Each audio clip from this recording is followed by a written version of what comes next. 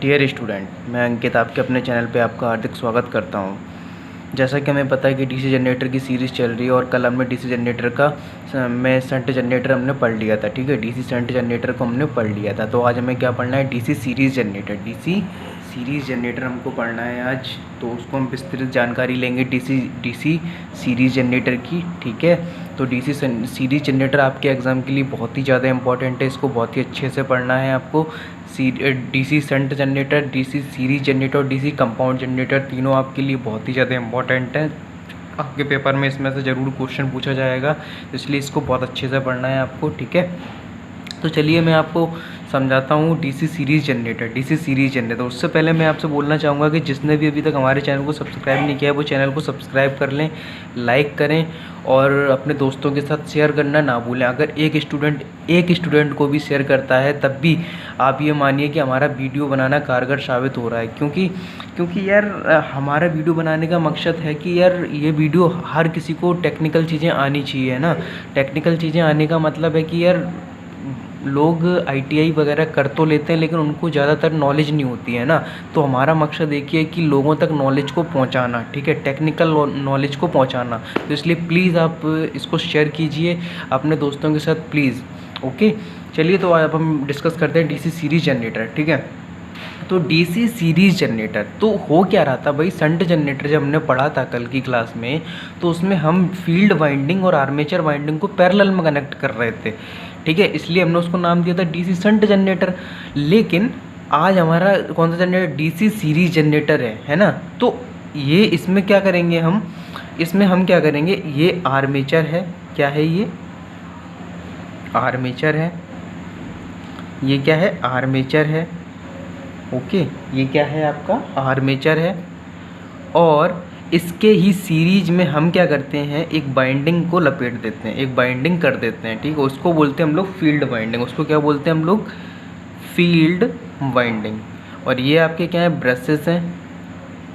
ये आपकी कौन सी बाइंडिंग है? आर्मेचर बाइंडिंग है। ये सर्कल से आपको दिखाई दे रहा है, ये आपकी आर्मेचर बाइंडिंग और ये आपकी कौन सी बाइंडिंग है? Field binding. ठीक है, फील्ड बाइंडिंग। और इन दोनों के ही सीरीज में हम क्या करते हैं? एक लोड कनेक्ट कर देते हैं। क्या कनेक्ट कर देते हैं? लोड। इन दोनों के सीरीज़ में ही हम एक लोड कनेक्ट कर देते हैं जिसको बोलते हैं हम RL।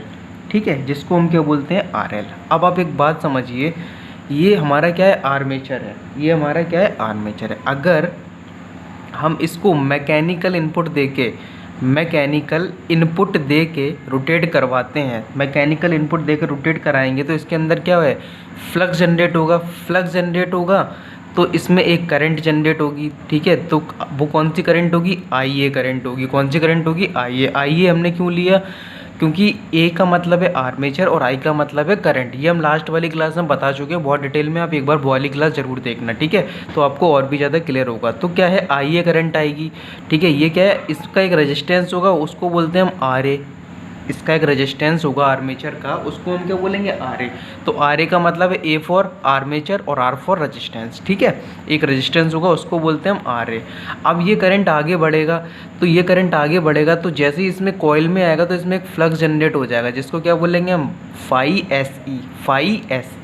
ठीक है, फाई SE एक फ्लक्स जनरेट हो गया। और इसमें ही इस कॉइल का एक रेजिस्टेंस भी होगा। ठीक है, रेजिस्टेंस होता है ना, हर चीज़ का रेजिस्टेंस होता है, तो इस कॉइल का रेजिस्टेंस भी होगा जिसको हमने बोला RSE। तो क्या है? Series resistance. ठीक है, तो जब इसमें ये सारी चीज़ आ गई तो यहाँ पे जो करंट आएगा उसको हम क्या बोलेंगे? ISE। ठीक है, फिर यहाँ से करंट आगे बढ़ता हुआ लोड में जाएगा तो उस करंट को हम क्या बोलेंगे? IL। ठीक है, IL। अब आप पूरी प्रोसेस को एक बार समझिए दोबारा से। सबसे पहले हमने क्या किया? हमने लोड के सीरीज में आर्मेचर को और फील्ड वाइंडिंग को दोनों को कनेक्ट कर दिया। आर्मेचर को और फील्ड वाइंडिंग को दोनों को हमने क्या कर दिया? कनेक्ट कर दिया। ठीक है भाई, फिर हमने क्या किया? इस आर्मेचर को रोटेट कराया, मैकेनिकल इनपुट देकर रोटेट कराया। तो जैसे ही हमने इसको रोटेट कराया तो हमें करंट मिला IA।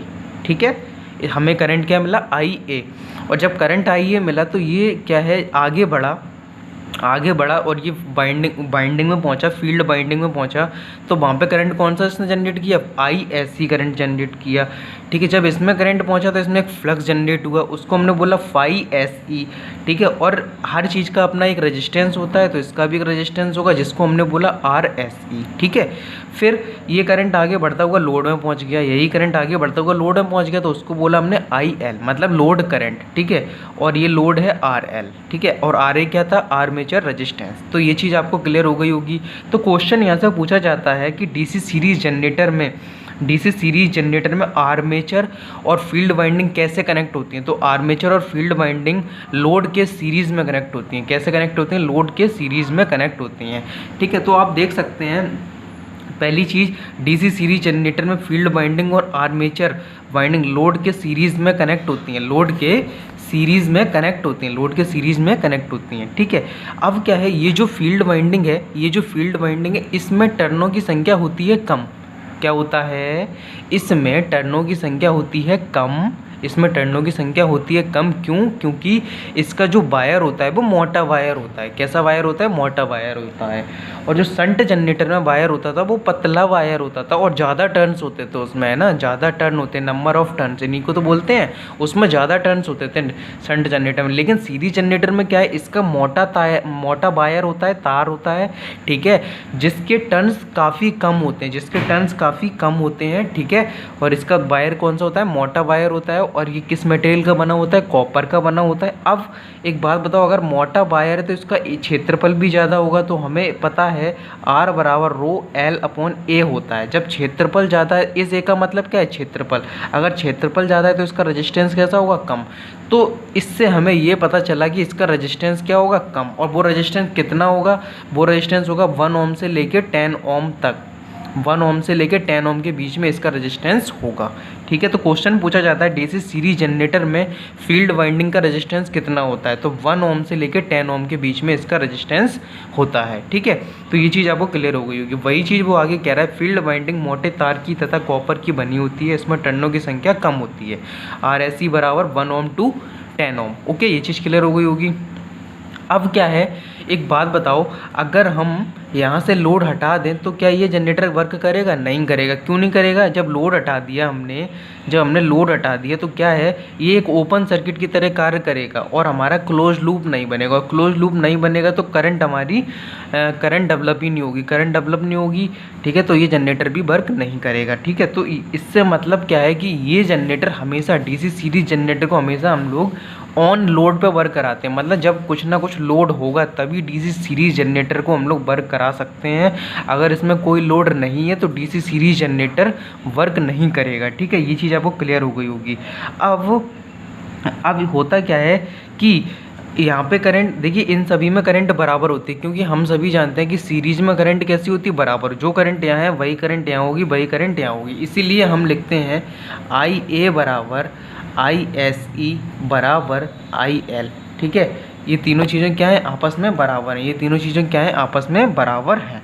ठीक है, तो फील्ड सैचुरेशन, इसमें जो करंट होगा ये क्या करेगा, सैचुरेट करेगा, मतलब बढ़ेगा, मतलब कम ज़्यादा होगा, सैचुरेट करेगा। ठीक है, तो सैचुरेट एक कंडीशन तक करता है, मतलब जितना सैचुरेट करेगा तो एक वैल्यू ऐसी आएगी कि ये लोड पर इसका कांस्टेंट करंट डेवलप करने लगेगा, इसलिए क्या होगा कि फील्ड वाइंडिंग को करंट ऑपरेटेड फील्ड वाइंडिंग भी कहते हैं। तो इस फील्ड वाइंडिंग को हम क्या बोलेंगे, करंट ऑपरेटेड फील्ड वाइंडिंग भी बोलते हैं। इसीलिए क्या बोलते हैं, इस फील्ड वाइंडिंग को हम लोग करंट ऑपरेटेड फील्ड वाइंडिंग भी बोलते हैं। क्यों, क्योंकि जब इसका आपका करंट क्या करेगा, सैचुरेट करता जाएगा, कम ज़्यादा होता जाएगा, लेकिन एक कंडीशन ऐसी आएगी कि ये स्थिर हो जाएगा, कांस्टेंट हो जाएगा। ठीक है, तो इसलिए हमने इसको क्या नाम दिया, फील्ड वाइंडिंग को करंट ऑपरेटेड फील्ड वाइंडिंग भी कहते हैं। अब यहाँ से हम लोग निकालते हैं कि जनरेटेड EMF क्या होगा इसका। तो सबसे पहले जो यहाँ पे जनरेट कर रहा है, कितना EMF जनरेट कर रहा है, कितना वोल्टेज जनरेट कर रहा है, EG। तो EG माइनस, ठीक है, IARA, कितना वोल्टेज ड्रॉप हो रहा है वो लिख लिया हमने, माइनस का IARA।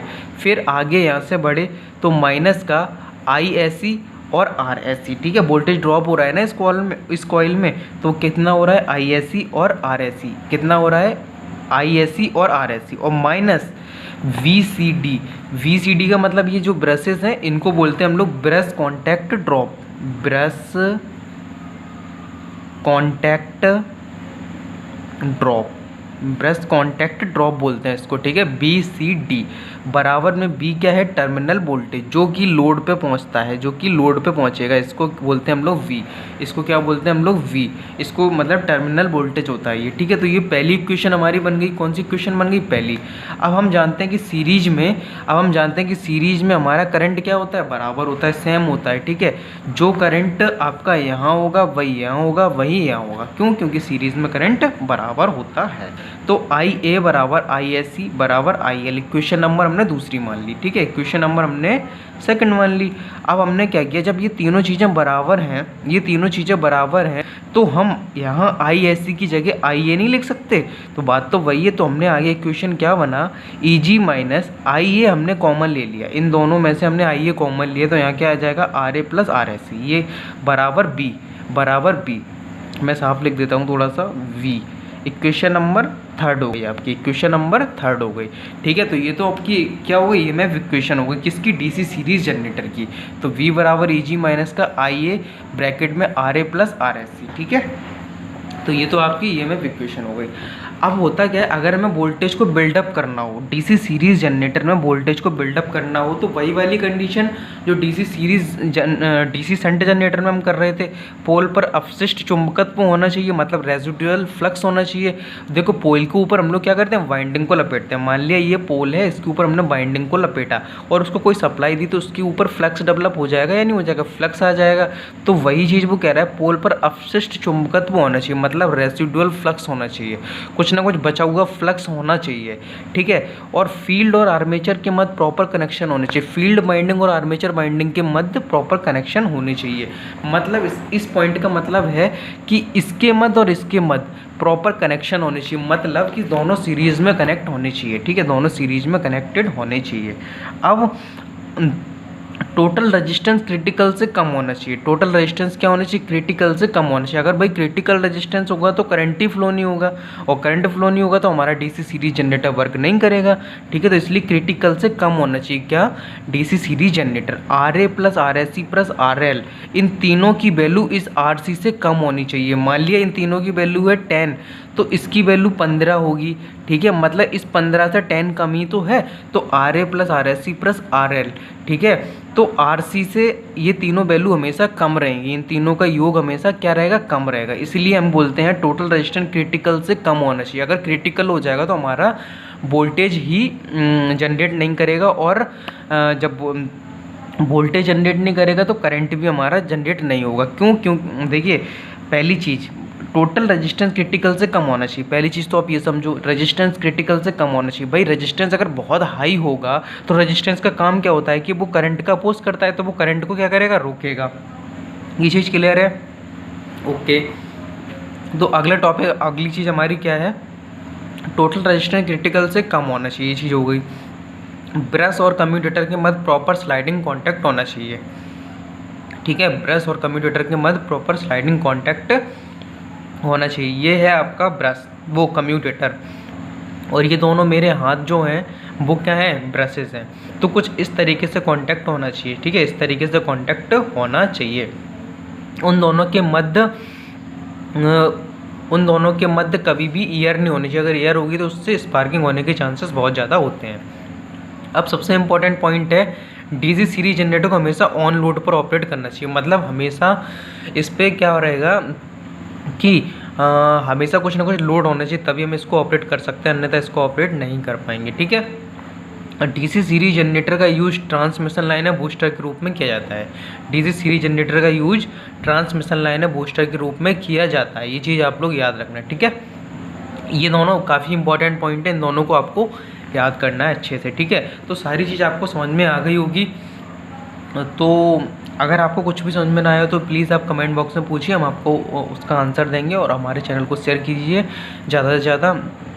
And thank you very much for your upcoming exam. Thank you.